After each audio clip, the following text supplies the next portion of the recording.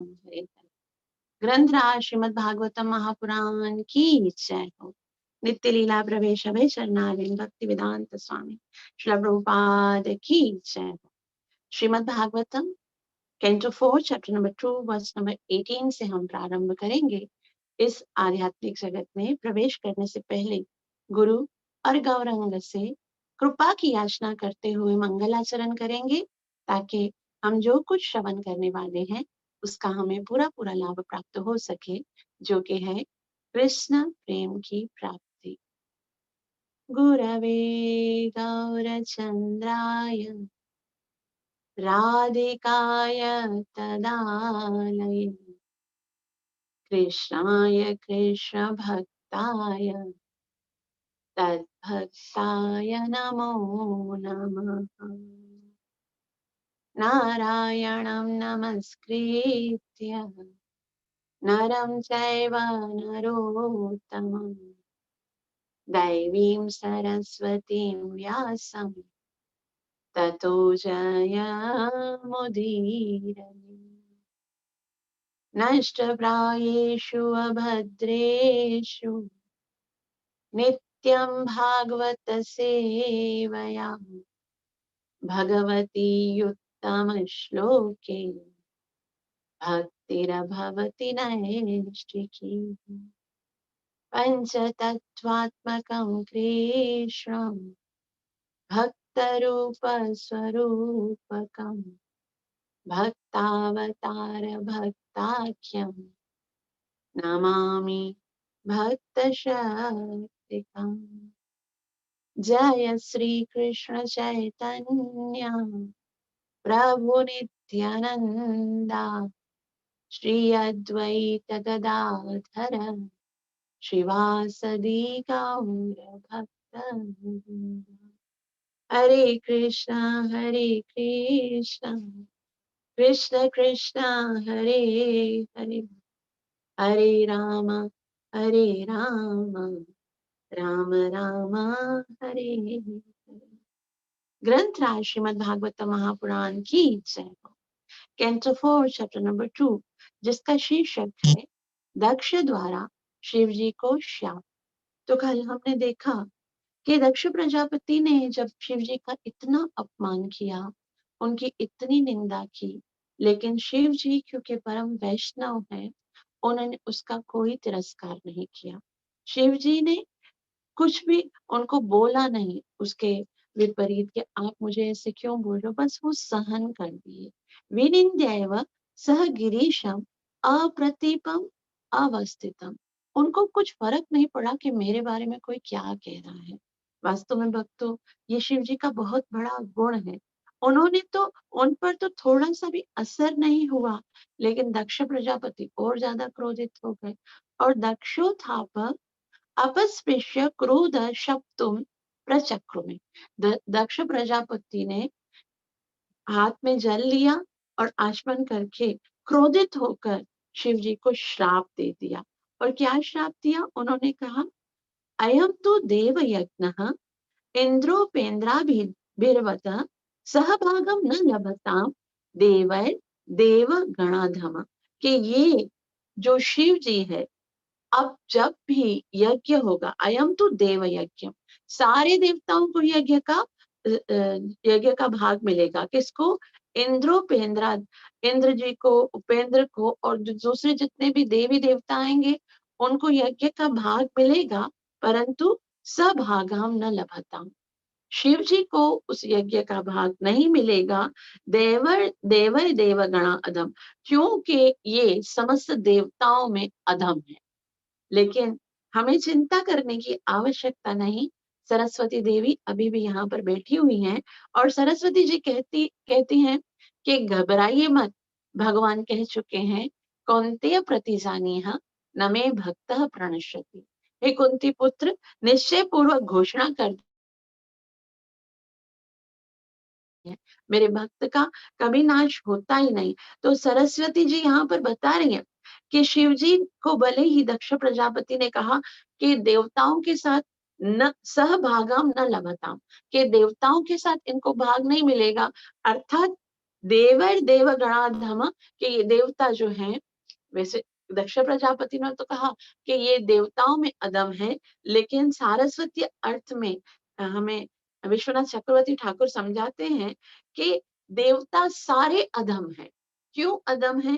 क्योंकि समस्त देवता इंद्र तृप्ति में लगे रहते हैं, भोग विलास में लगे रहते हैं। तो ऐसे विलासी व्यक्तियों के साथ शिव जी जो कि महान वैष्णव हैं, उनके साथ उनको भाग लेना ही नहीं चाहिए। इसलिए क्योंकि सारे देवी देवता अधम हैं और शिव जी महान वैष्णव हैं, वैष्णवा नाम यथा शंभु, तो उनका एक स्तर है जो बड़ा है।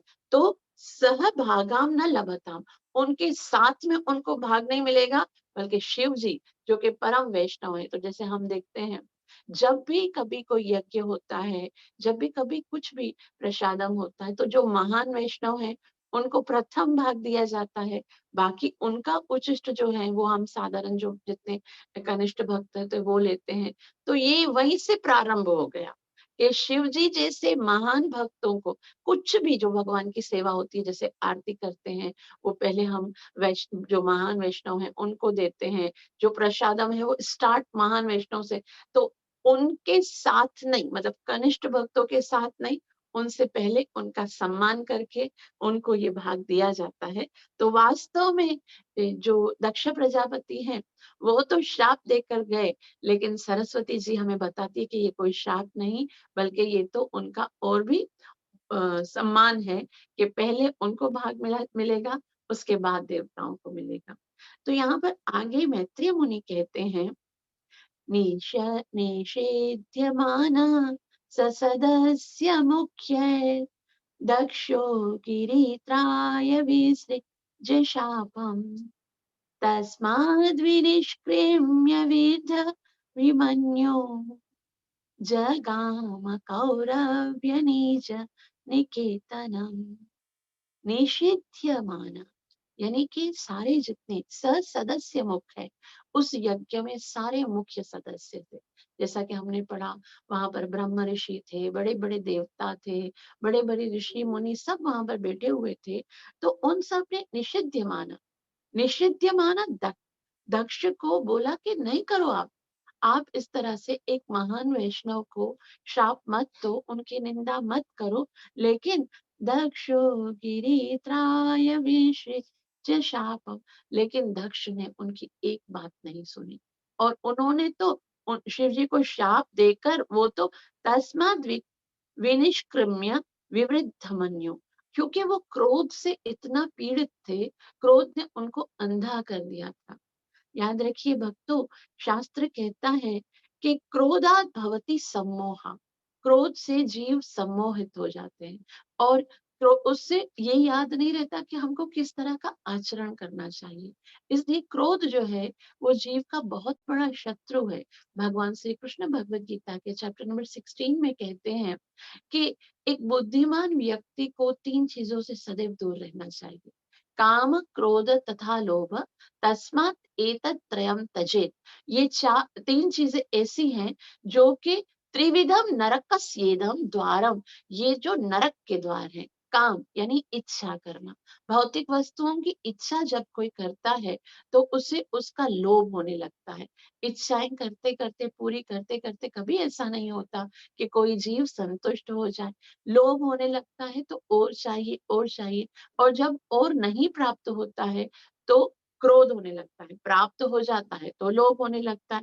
तो इन चीजों के कारण जीव जो है वो आध्यात्मिक उन्नति नहीं कर सकता, बल्कि ये तो तीनों नरक के द्वार हैं। इसलिए यहाँ पर दक्ष प्रजापति को इतना क्रोध था शिव जी के प्रति, वो इतना क्रोधित थे कि उन्होंने तो उनको श्राप दिया, और श्राप देकर जगाम कौरव्य नीचम निकेतम, हे कौरव्यम, मैत्रेय ऋषि विदुर जी को कहते हैं, एक कौरव श्रेष्ठ, जिस प्रकार आप घर छोड़ के आ गए थे ना, जैसे हम जानते हैं कि दुर्योधन ने जब अपमान किया था विदुर जी का, तो विदुर जी भी घर छोड़कर आ गए थे। लेकिन यहाँ पर दक्ष प्रजापति क्या कहते, जगा मत, चले गए, निज निकेतनम, अपने घर चले गए। वो अपने घर उसी तरह से चले गए, लेकिन आपने तो बहुत अच्छा कार्य किया। क्या अच्छा कार्य किया कि दुष्ट की संगति त्यागी। लेकिन दक्ष प्रजापति ने बहुत बुरा किया, क्योंकि शिव जी जैसे महान वैष्णव का अपमान करके उनका संग त्यागा। तो जब हमारे जीवन से वैष्णव संग छूट जाता है, तो फिर हमारा पतन होना शुरू हो जाता है। इसलिए शास्त्र हमेशा कहते हैं कि साधु संग सर्व शास्त्र का है। हमको सदैव वैष्णव का संग करना चाहिए, उनका सम्मान करना चाहिए। जीवन में तब तक भगवत कृपा बनी रहती है जब तक हमारे जीवन में वैष्णव होते हैं।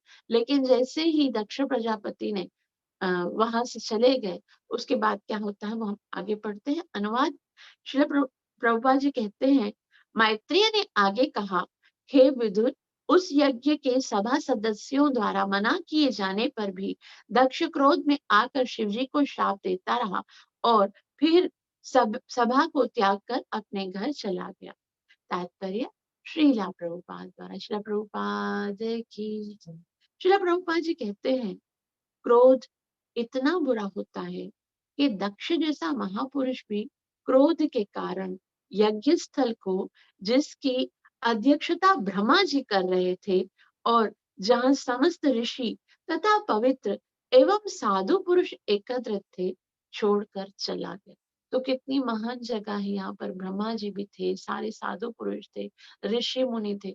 लेकिन क्रोध अंधा होता है, वो जीव को अंधा कर देता। वो ये नहीं देखता कि मैं किसका सम्मान करना चाहिए, मुझे किसका अपमान। वो बस कार्य करवा देता है और बाद में पछताना पड़ता है। तो दक्ष प्रजापति वो पवित्र स्थान और पवित्र साधु पुरुषों की संगति को छोड़कर चले गए। उन सबों ने उससे ना जाने के लिए अनुरोध किया, किंतु वह क्रोध होकर यह सोचते हुए चला गया कि यह शुभ स्थल मेरे योग्य नहीं है। अपने उच्च पद के कारण गर्वित होकर उसने सोचा कि उसके अनुसार कोई भी इससे बड़ा नहीं है। तो उसको इतना अहंकार हो गया था, वो समझ रहा था ये सब तो मुझसे सब निकृष्ट है, तुच्छ है, इसलिए उनके साथ मुझे नहीं रहना चाहिए। ऐसा प्रतीत होता है कि ब्रह्मा समेत सभी सभा सदस्यों ने उससे क्रोध ना करने तथा सभा को ना छोड़ने का अनुरोध किया, किंतु तो भी वह चला गया। तो निष्ठुर क्रोध का यही परिणाम होता है। इसीलिए भगवत गीता में उपदेश दिया गया है कि जो मनुष्य आध्यात्मिक चेतना में ठोस उन्नति करना चाहते हैं, उसे लोभ, क्रोध तथा काम, इन तीनों से बचना चाहिए। वास्तव में हम समझ सकते हैं कि ये तीनों मनुष्य को पागल बना देते हैं। तो यहाँ श्री प्रभुपाद जी भी भगवत गीता के उसी श्लोक की चर्चा कर रहे हैं कि ये तीनों, काम, क्रोध और लोभ, मनुष्य को पागल बना देते हैं। भले ही दक्ष प्रजापति जैसा महापुरुष ही क्यों न हो, दक्ष का नाम ही यह बतलाता है कि समस्त भौतिक कलापों में पटु यानी दक्ष। दक्ष का मतलब होता है एक्सपर्ट, जो हर एक चीज में एक्सपर्ट हो। किंतु शिव जी जैसे परम साधु पुरुष के प्रति घृणा के कारण वह काम, क्रोध तथा लोभ, इन तीनों शत्रुओं का शिकार बन गया। तो हमारे अंदर चाहे कितनी भी क्वालिटीज होती हैं, लेकिन जब हम वैष्णव निंदा करते हैं तो वो सारी क्वालिटीज खत्म हो जाती हैं। जिस तरह से दक्ष प्रजापति वैसे तो बहुत एक्सपर्ट है, दक्ष है, लेकिन शिव जी की निंदा करने के कारण उसके सारे जो बुद्धि थी वो हरण हो गई थी। तो यहाँ श्री प्रभुपाद जी आगे कहते हैं, इसीलिए भगवान चैतन्य महाप्रभु ने उपदेश दिया है कि कोई वैष्णव का अपमान कभी ना करे।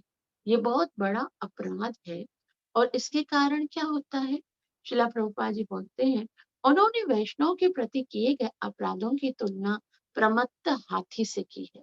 जैसे कोई पागल हाथी होता है, जिस प्रकार प्रमत्त हाथी कुछ भी कर सकता है, उसी तरह जब कोई व्यक्ति किसी वैष्णव का अपमान कर सकता है, तो वह कोई घृणित से घृणित कार्य भी कर सकता है। तो सबसे बड़ा नाम अपराध यही है कि हम वैष्णव निंदा करते हैं। वैष्णव के कार्यों को हम नहीं समझ सकते। शिव जी कैसे कैसे कार्य करते, जैसे हमने सुना अभी कि शिव जी चिता की भस्म लगाते हैं, नग्न धरंग घूमते हैं, शिव जी भस्म लगाते हैं और खोपड़ियों की माला पहनते हैं, भूत प्रेतों के साथ घूमते हैं। लेकिन वैष्णव क्या कर रहे हैं, उनका क्या उद्देश्य है, वो हम जैसे कम बुद्धि लोग नहीं समझ सकते। इसीलिए हमको जज नहीं करना चाहिए।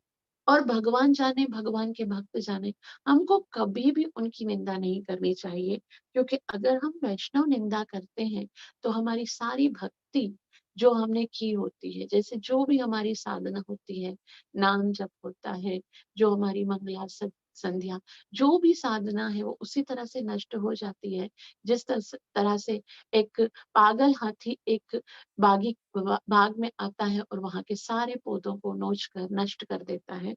उसी तरह से केवल वैष्णव निंदा से हमारी पूरी भक्ति का विनाश हो जाता है। इसलिए बुद्धिमान व्यक्ति कभी भी वैष्णव की निंदा नहीं करता, ताकि वो भक्ति में उन्नति कर सके। आगे मैत्रेय ऋषि कहते हैं कि शिव जी ने तो अपनी निंदा का कोई भी प्रतिशोध नहीं लिया, उन्होंने तो कुछ भी नहीं किया, उनको तो असर भी नहीं हुआ। लेकिन वास्तव में जो भक्त होते हैं, जो वो कभी भी किसी वैष्णव की निंदा नहीं सुनते। और अगर उस समय क्या करना चाहिए, या 3 कार्य कर सकते हैं। या तो हमें उस व्यक्ति को समझाना चाहिए कि देखो, आप वैष्णव की निंदा मत करो, ये बहुत बड़ा अपराध है। यदि समझा नहीं सकते तो उस जगह से चले जाना चाहिए, क्योंकि जितना निंदा करने से अपराध लगता है, उतना ही निंदा को श्रवण करने से अपराध लगता है। लेकिन यदि वहां से जा नहीं सकते, तो ऐसा कहा गया कि उसी समय वहां पर खड़े खड़े आत्महत्या कर लेनी चाहिए। क्योंकि आत्महत्या करने से क्या होगा कि आपकी भक्ति जितनी की हुई है ना, वहीं पर स्टेबल रहेगी। लेकिन श्रवण करके भी जीते रहोगे तो भक्ति खत्म हो जाएगी। तो यहाँ पर श्रील प्रभुपाद जी, यहाँ पर मैत्रेय ऋषि बता रहे हैं कि वैष्णव कभी भी अपनी निंदा का तिरस्कार नहीं करता, उससे कोई कुछ भी कहे उससे फर्क नहीं पड़ता। लेकिन जो दूसरे होते हैं, जो दूसरे उसके भक्त होते हैं, या साथ में जो वैष्णव होते हैं, वो कभी भी दूसरे की निंदा श्रवण करके खुश नहीं रहते। आजकल हम लोगों को कैसा लगता है, हमें यदि कोई कहता है कुछ, तो हम फौरन प्रतिशोध लेते हैं कि क्यों भाई, आप हमें क्यों कह रहे हो, हमारे हमने थोड़ी ऐसा किया था, हमने हमारे अंदर, मैं ऐसे किया ही नहीं था। अगर करके भी साफ साफ मना कर देते हैं। लेकिन कोई दूसरों के बारे में बोलता है तो फिर हमको मजा आता है, हम और भी 2-4 बातें और भी सुनाते हैं कि हाँ हाँ मैंने भी देखा था, हाँ ये तो ऐसा ही है। लेकिन वास्तव में बिल्कुल उल्टा होना चाहिए। अपनी निंदा को सहन करना चाहिए, लेकिन अन्य किसी वैष्णव की निंदा को कभी भी श्रवण नहीं करना चाहिए। तो जब दक्ष प्रजापति शिव जी की निंदा कर रहे थे, तो शिव जी ने तो कुछ नहीं कहा, लेकिन उनके प्रमुख पार्षद नंदी से ये सहन नहीं हो सका। और जैसे नंदी ने जैसे ही सुना कि मेरे स्वामी शिव जी की निंदा हो रही है, उनका अपमान हो रहा है, तो वो क्रोध से लाल हो गए। और यहाँ पर मैत्रेय ऋषि कहते हैं, विज्ञाय शापम गिरीशानुगाग्रणी नन्दीश्वरो रोषकाशा युद् यदुष्वित दक्षाय शापं विससर्ज दारुणम् ये चान्वमोदस्तदवाच्य तां द्विजा विज्ञाय शापं गिरीशानुगाग्रणी विज्ञाय शापम। जैसे ही नंदीश्वर ने देखा कि गिरीशाय यानी शिव जी को अनुग्रणी, अनुग्रणी मतलब क्योंकि वो शिव जी के बहुत प्रमुख पार्षद हैं, इसीलिए नंदीश्वरो रोष कषाय दूषित, वो बहुत ज्यादा क्रोधित हो गए। हमारे समक्ष हमारे स्वामी की, हमारे गुरु की, किसी वैष्णव की यदि निंदा होती है तो उसे कभी भी क्षमा नहीं करना चाहिए। क्रोधित, क्रोध तो भगवान ने दिया ही। जैसे हम सोचते ना कि हर एक गुण या अवगुण हमें भगवान की कृपा से प्राप्त हुआ है, तो क्रोध भी भगवान ने दिया है। किस लिए दिया है? ताकि यदि हमारे सामने कोई वैष्णव की निंदा करे, कोई भगवान का अनादर करे, तो उसके सामने जैसे हनुमान जी ने भी तो क्रोध किया, हनुमान जी तो भगवान के कितने महान भक्त हैं, लेकिन जब वो लंका में गए और उन्होंने देखा भगवती सीता जी के साथ इतना बड़ा अन्याय हो रहा है, भगवान राम ने इतना दुख सहन किया, तो क्रोध के कारण पूरी लंका को जला दिया। लेकिन उनको कभी कोई दुष्ट नहीं कहता, क्योंकि उन्होंने क्रोध अपनी इंद्रिय तृप्ति के लिए नहीं किया, मगर भगवान के लिए किया। उसी तरह से अर्जुन ने क्रोध किया, क्योंकि युद्ध कभी क्रोध किए बगैर तो नहीं होता है, कोई प्यार से तो युद्ध नहीं करता है। लेकिन अर्जुन ने अपने लिए युद्ध नहीं किया, भगवान की इच्छा थी इसके लिए किया। तो क्रोध का उपयोग किया जाना चाहिए जब वैष्णव या भगवान की बात आती है। तो यहाँ पर बता, नंदीश्वरो कोशकशा यदूषिता, नंदीश्वर जो है वो क्रोध से लाल हो गए और दक्षाय शापम विससर्ज दारुणम, दक्षाय शापम, दक्ष ने शाप किसको दिया? शिव जी को। और फिर नंदीश्वर ने दारुणम यानी कठोर श्राप दिया, किसको? नंदीश्वर ने शाप दिया दक्ष प्रजापति को। और वो क्या, और उसके साथ साथ में केवल दक्ष प्रजापति को ही नहीं, ये चान्वन ये चान्वमोदस तदवाच तांद्विजा, ये चान अनुमोदन, जिन्होंने अनुमोदन भी किया था, साथ साथ में उन सबको जिन्होंने शिव जी की निंदा सुनी थी उनको सहन कर लिया था, तत् अवाच्यता, शिव जी को शाप दिया था लेकिन कुछ बोला नहीं था। तो ऐसे समस्त वहां सदस्य जितने भी द्विजा द्विजा अर्थात जो भी ब्राह्मणगण बैठे हुए थे, उन सबों को जिन्होंने शिव जी के शाप को सुनकर सहन किया, और दक्ष प्रजापति को, उन सबों को नंदीश्वर ने शाप दिया। अनुमान यह जानकर के भगवान शिव जी को शाप दिया गया है। शिव का प्रमुख पार्षद नंदीश्वर अत्यधिक क्रोधित हुआ, उसकी आंखें लाल हो गई और उसने दक्ष तथा वहां उपस्थित सभी ब्राह्मणों को, जिन्होंने दक्ष द्वारा कटु वचनों में शिव जी को शापित किए जाने को सहन कर दिया था, शाप देने की तैयारी की। श्रील प्रभुपाद की जय।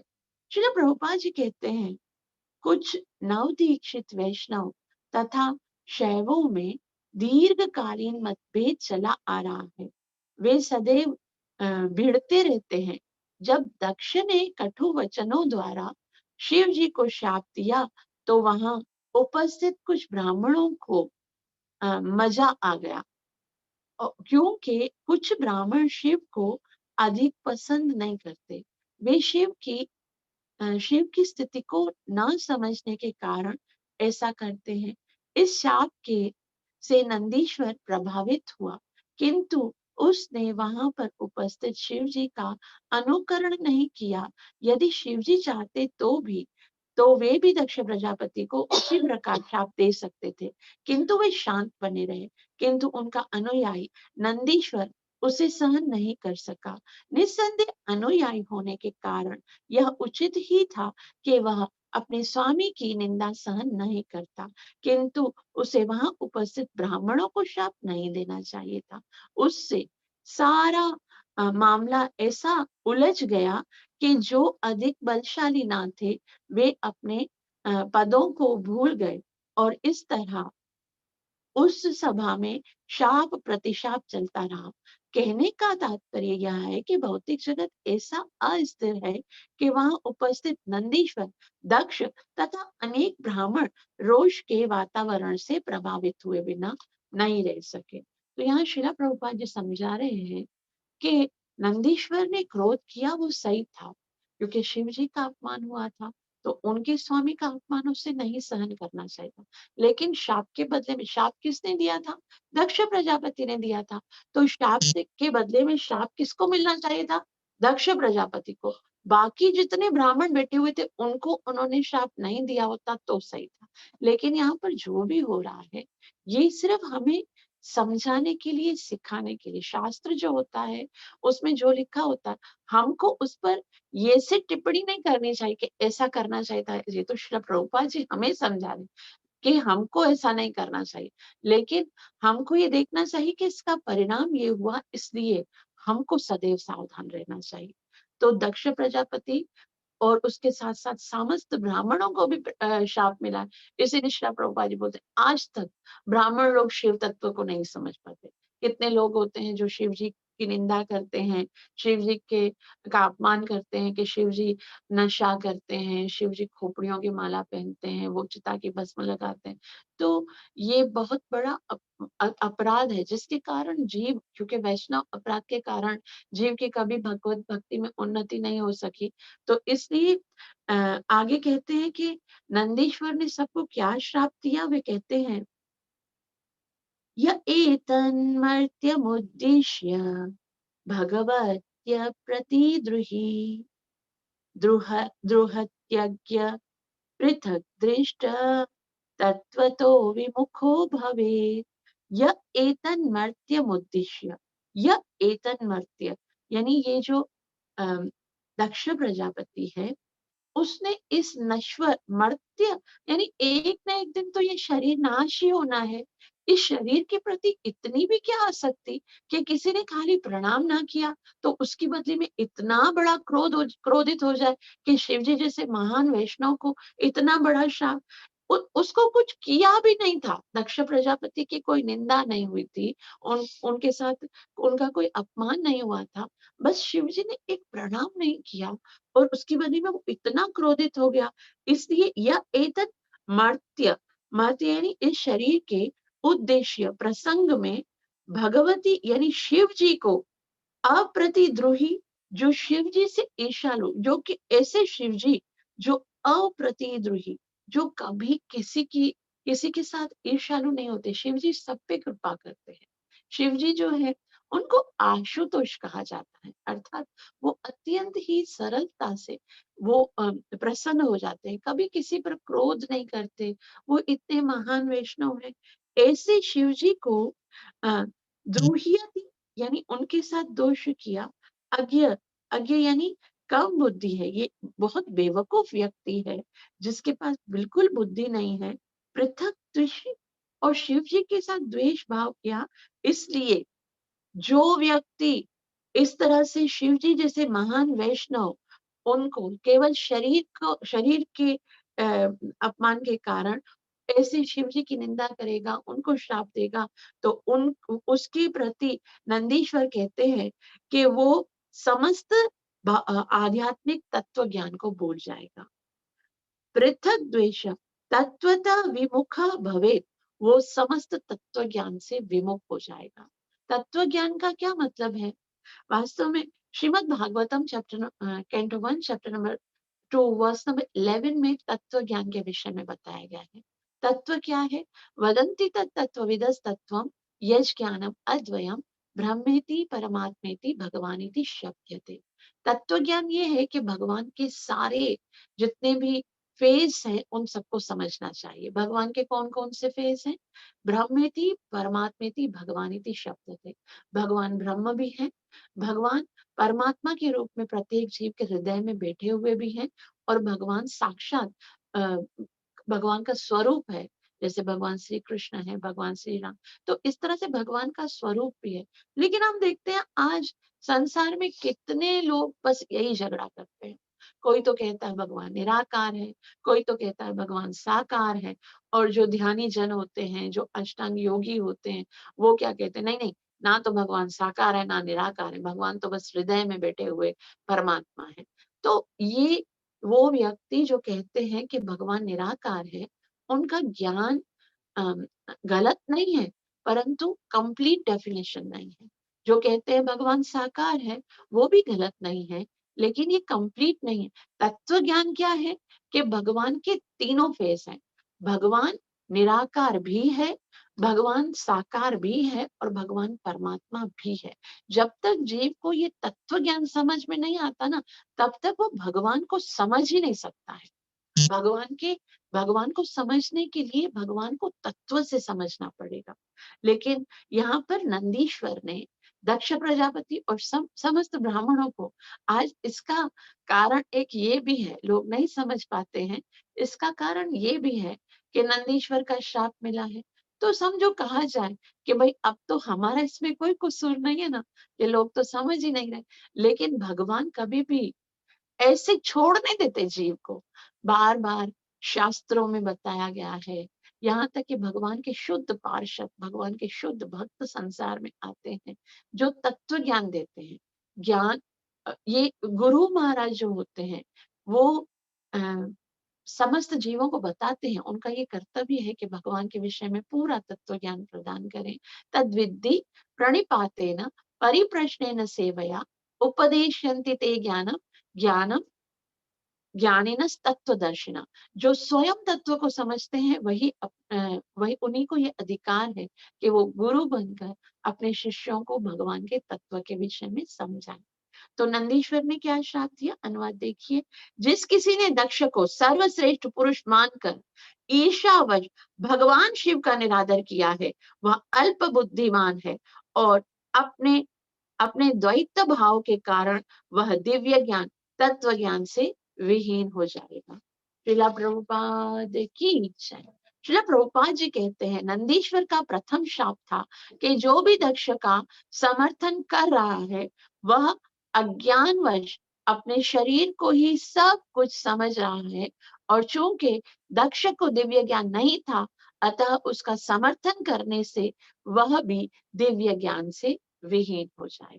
तो सारा उसका ज्ञान समाप्त हो जाएगा जो दक्ष का समर्थन करेगा। नंदीश्वर ने कहा कि दक्ष अन्य भौतिकवादी व्यक्तियों की तरह अपने शरीर को ही सब कुछ मान बैठा है और सभी शारीरिक शारीरिक सुख सुविधाएं प्राप्त करना चाहता है। उससे अपने शरीर, अपनी पत्नी, अपने संतान तथा अन्य ऐसी वस्तुओं में जो आत्मा से भिन्न है अत्यधिक आसक्ति है। अतः नंदीश्वर का शाप था कि जो भी दक्ष का समर्थक होगा वह दिव्य आत्मज्ञान से विहीन हो जाएगा और इस तरह वह पूर्ण पुरुषोत्तम भगवान के ज्ञान से भी विमुख हो जाएगा। तो नंदीश्वर ने पहला तो ये शाप दिया कि जिस तरह से दक्ष प्रजापति जो है वो अपने समस्त तत्व ज्ञान को भूल गया है और शिव जी को श्राप दिया है, तो उसके सारे जितने भी दूसरे जिन्होंने इसे सहन कर लिया वो भी तत्व ज्ञान से विहीन हो जाएंगे। और उसके साथ साथ बोला अगर कोई उसको भी जिस तरह से मैंने अभी कहा कि कोई गुरुजन आके उपदेश देंगे तो हमें ज्ञान प्राप्त हो जाएगा, लेकिन गुरुजन भी कितना उपदेश दे। कोई व्यक्ति अगर घर गृहस्थी को ही सब कुछ समझता है, कोई व्यक्ति यदि ये सोचता है कि मेरे जीवन का एकमात्र लक्ष्य यह है कि कमाऊं और खाऊं, तो फिर वो कोई भी उपदेश को ग्रहण कर ही नहीं सकता। जब तक कि जीव समझना नहीं चाहता तब तक ब्रह्मा जी तो क्या साक्षात भगवान आकर भी उसे समझाएंगे ना कि मैं भगवान हूं, मैं मेरी पूजा करो, मेरी भक्ति करो। तब तक उसे समझ में नहीं आएगा जब तक कि वो समझना चाहेगा नहीं। जिस तरह से दुर्योधन को भगवान स्वयं गए थे शांति दूत बनकर और कहा कि मैं आपके सारे अपराधों को माफ करवा दूंगा, बस खाली 5 गांव दे दो। भगवान की प्रार्थना, भगवान स्वयं आए हैं, लेकिन ना दुर्योधन समझा ना ही उनके अंधे पिता धृतराष्ट्र समझे। क्यों नहीं समझ पाए? भगवान तो बहुत ही बुद्धिमान है, वो तो किसी को भी समझा सकते, लेकिन वो इसलिए नहीं समझ पाए क्योंकि वो समझना चाहते ही नहीं थे। तो पहला पहला तो श्राप ये दिया कि ये जो दक्ष प्रजापति और उनके जितने भी अनुयायी हैं वो दिव्य ज्ञान से भी वंचित हो जाएंगे, तत्व ज्ञान से वंचित हो जाएंगे। और दूसरा क्या दिया कि वो सदैव अपनी घर गृहस्थी में ही लगे रहेंगे। बस खाली उनका एक ही कार्य रहेगा कि घर संभालो, कमाओ, खाओ, बच्चे पैदा करो, उनकी सुरक्षा करो, उनको एक जीवन, एक लाइफ स्टाइल दो और फिर और कुछ करने की जरूरत नहीं है। आध्यात्मिक जीवन के विषय में सोचने की कोई आवश्यकता नहीं। तो आगे वो कहते हैं, नंदीश्वर कहते हैं, गृहेषु कूटधर्मेषु सक्तो ग्राम्य सुखिच्छया कर्मतन्त्र वितनुते वेदवाद विपन्नधि। गृहेषु कूटधर्मेषु, गृहेषु अर्थात गृहस्थ जीवन। ये जो गृहस्थ जीवन है वो कैसा है? कूट धर्मेशु यानी कपट धार्मिकता है। वो हमें आध्यात्मिक ज्ञान से बहुत दूर लेकर जाता है। सत्य जो ग्रह में ही यानी घर गृहस्थी में ही जो आसक्त रहता है वो वो आध्यात्मिक ज्ञान से वंचित होता है। ग्राम्य सुख इच्छया, और उसकी केवल एक ही इच्छा होती है कि हमारा परिवार एक बहुत ही लग्जरियस लाइफ होना चाहिए, एक बहुत बड़ा बंगलो होना चाहिए, गाड़ी होना चाहिए, ये सुविधा होनी चाहिए, वो सुविधा होनी चाहिए, बस ऐसा खाना पीना, अच्छी ड्रेसेस चाहिए, बस यही सोचने लगता है। भौतिक सुख की कामना, यानी ग्राम्य सुख इच्छया कर्म तंत्र, और इसके कारण वो क्या करता है, शास्त्र भी अगर पढ़ता है, कोई अगर देखते हैं हम लोग, बहुत सारे ऐसे व्यक्ति होते हैं शास्त्र को पढ़ते हैं सिर्फ ये जानने के लिए कि ऐसा करेंगे तो मुझे ऐसा मिलेगा, ऐसा करेंगे तो ऐसा होगा। वो शास्त्र को भी भगवान की प्राप्ति के लिए नहीं पढ़ते हैं। इसलिए कर्म तंत्र यानी सकाम कर्म, वितनुते यानी करता है, वेदवाद वेद की व्याख्या, विपन्नति नष्ट बुद्धि, क्योंकि उनकी बुद्धि नष्ट हो गई है, इसलिए वो शास्त्र भी इसीलिए पढ़ता है कि मेरी भौतिक इच्छाएं पूरी हो सके। और हम देखते हैं कि भौतिक जगत में कितने सारे लोग हैं, और वो मंदिर भी बस इसीलिए जाते हैं कि हमारी इच्छाएं पूरी कर लें। वो बस मंदिर में जाकर भगवान से प्रार्थना करते हैं कि मेरा ये काम रुका हुआ है, वो होना चाहिए, मेरी ये इच्छा पूरी नहीं हुई है, वो पूरी हो जानी चाहिए। और भगवान को भी बोल देते हैं, आप ऐसा करोगे तो इसके बदले में हम आपको ये दे दें। तो जैसे भगवान को उनकी किसी दी हुई वस्तु की इच्छा है या आवश्यकता है। भगवान सब कुछ देने वाले हैं, वो कुछ भी दे सकते हैं, लेकिन क्योंकि उनकी बुद्धि नष्ट हो गई है, तो वो बस इतना ही लिमिटेड सोच सकते हैं कि बस मेरी ये जो प्रॉब्लम है वो सॉल्व हो जाए। भगवान के सामने बोलते हैं, मेरी सारी जो प्लानिंग है वो कंप्लीट हो गई है, बस ये छोटी सी प्रॉब्लम है वो आप सॉल्व कर दो। जैसे भगवान नहीं, उनके नौकर बैठे हुए हैं। भगवान के सामने जाकर प्रार्थना करनी चाहिए, उनका धन्यवाद करना चाहिए। लेकिन यहाँ पर बता रहे हैं कि कर्म तंत्र वितन्नुते, कि वो सकाम कर्म में इतने उलझ जाते हैं कि वेद वाद विपन्नति, के नष्ट बुद्धि के कारण वेदों की व्याख्या भी वो इसीलिए करते हैं कि हमारी सकाम कर्म यानी कि हमारी जो इच्छाएं हैं वो पूरी होनी चाहिए। अनुवाद, जिस कपट पूर्ण धार्मिक ग्रस्त जीवन में कोई मनुष्य भौतिक सुख के प्रति आसक्त रहता है और साथ ही वेदों की व्यर्थ व्याख्या के प्रति आकृष्ट होता है, इसमें उसकी सारी बुद्धि हर ली जाती है और वह पूर्ण रूप से सकाम कर्म में लिप्त हो जाता है। श्रील प्रभुपाद की जय। श्रील प्रभुपाद जी कहते हैं, जो लोग अपने शारीरिक अस्तित्व को ही सब कुछ मानते हैं, यानी कि वो यही सोचते हैं कि हमारा जीवन यही है कि हम इस भौतिक जगत में रहकर अपने शरीर को सुखी रखें, बस इसे खिलाना पिलाना, इसकी सारी इच्छाएं, इसकी सारी आवश्यकताएं पूरी करना ही मेरा एकमात्र धर्म है।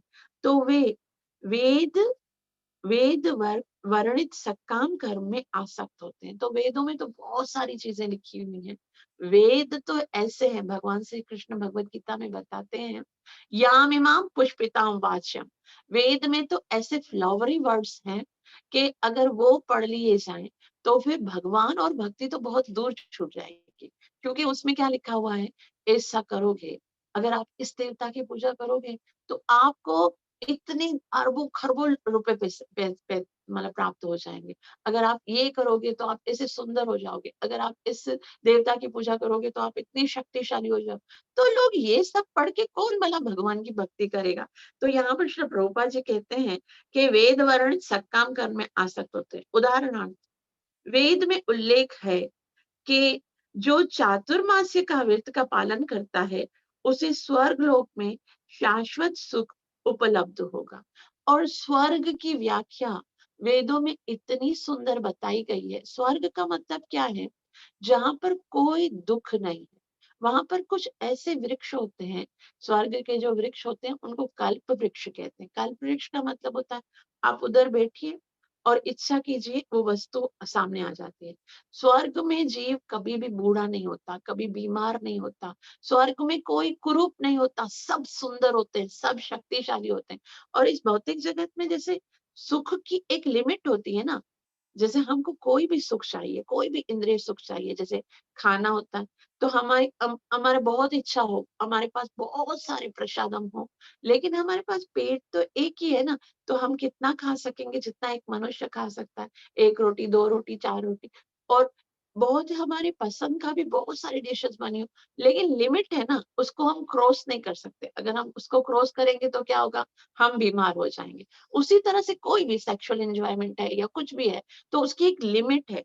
स्वर्ग में इंद्रिय तृप्ति की कोई लिमिट नहीं, अनलिमिटेड, जितना जी चाहे भोग करो। तो स्वर्ग के सुख के विषय में कोई सोचेगा, तो जब उसको वेदों के बारे में बताया गया, भाई चातुर्मास 4 महीने खाली तपस्या कर लो, स्वर्ग में आपको शाश्वत सुख मिलेगा, मतलब अनलिमिटेड सुख मिलेगा। तो कोई चातुर्मास क्यों करेगा? इसीलिए करेगा ना कि भगवान भगवान के बारे में थोड़ी सोचेगा, स्वर्ग के बारे में सोचेगा। चलो ठीक है, वहां पर जाके मजा कर ले, फिर भगवान देखा जाएगा। तो भगवत गीता में कहा गया है कि वेदों की यह अलंकृत भाषा अधिकतर उन पुरुषों को आकृष्ट करते हैं जो अपने को शरीर रूप में मानते हैं।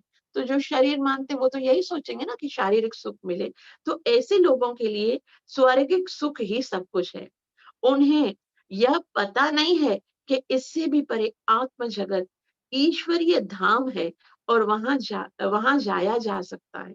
मतलब वो आध्यात्मिक सुख के बारे में कुछ नहीं समझते, कि वो तो समझते मैं शरीर हूँ तो शारीरिक सुख मिले, आत्मा को आनंद मिलेगा, भगवत धाम की प्राप्ति होगी, भगवान की सेवा मिलेगी, उसमें उसको कोई इंटरेस्ट ही नहीं होता है। इस प्रकार वे दिव्य ज्ञान से वंचित रह जाते हैं। ऐसे लोग गृहस्थ जीवन के विविध विधानों को संपन्न करने में अत्यंत सतर्क रहते हैं। तो गृहस्थ जीवन में भी बहुत सारे विधान बताए गए हैं, जिसके बारे में ये बताया जाता है, ये करोगे तो ये मिलेगा। तो बस यही करते रहते हैं सारा समय, ये इस दिन ये करो, इस दिन ये करो, इस दिन ये करो, इस दिन ये करो, इससे ये मिलेगा, ये मिलेगा। तो जिससे अगले जीवन में चंद्रलोक या अन्य स्वर्ग लोकों में जा सके। यहाँ पर बताया गया है कि ऐसे लोग ग्राम्य सुख अर्थात भौतिक सुख में लिप्त रहते हैं। उन्हें शाश्वत आनंदमय आध्यात्मिक जीवन का कोई पता नहीं चलता। तो यहाँ तक नंदीश्वर ने 2 श्राप दिए दक्ष प्रजापति और उनके समस्त अनुयायियों को। एक तो वो तत्व ज्ञान से विहीन हो जाएंगे, भगवान के विषय में सोचेंगे नहीं, और दूसरा अपने आध्यात्मिक ज्ञान को भी भूल जाएंगे कि मैं ये शरीर नहीं हूँ, मैं आत्मा हूँ, मुझे आध्यात्मिक उन्नति के लिए कुछ करना है। वो अपने आप को शरीर ही मानते रहेंगे और भौतिक कार्य सकाम कर्मों में ही उलझे रहेंगे, जिसके कारण वो कभी भी आध्यात्मिक उन्नति नहीं कर सकेंगे, आध्यात्मिक जीवन के विषय में नहीं जान सकेंगे। ग्रंथराज श्रीमद् भागवत महापुराण की जय हो। नित्य लीला प्रवेश अभय चरणारविंद भक्ति वेदांत स्वामी श्रील प्रभुपाद की जय। आप जय। सबका बहुत आभार जो इतना प्रेम से श्रवण किया। कृपया मुझे आशीर्वाद दीजिए कि मैं अपनी सेवा और साधन को अच्छे से कर सकूं। आप सबको चैतन्य महाप्रभु के आविर्भाव गौर पूर्णिमा की बहुत बहुत बधाई हो।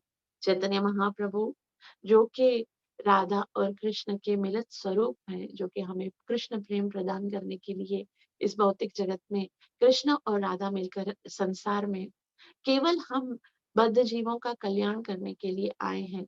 वो हमारी योग्यता को नहीं देखते, वो केवल ये देखते हैं कि मेरी शरण में आया है। तो आज हम ज्यादा से ज्यादा जप करेंगे, महाप्रभु को प्रसन्न करेंगे, ताकि हम अपने जीवन को सफल कर सकें।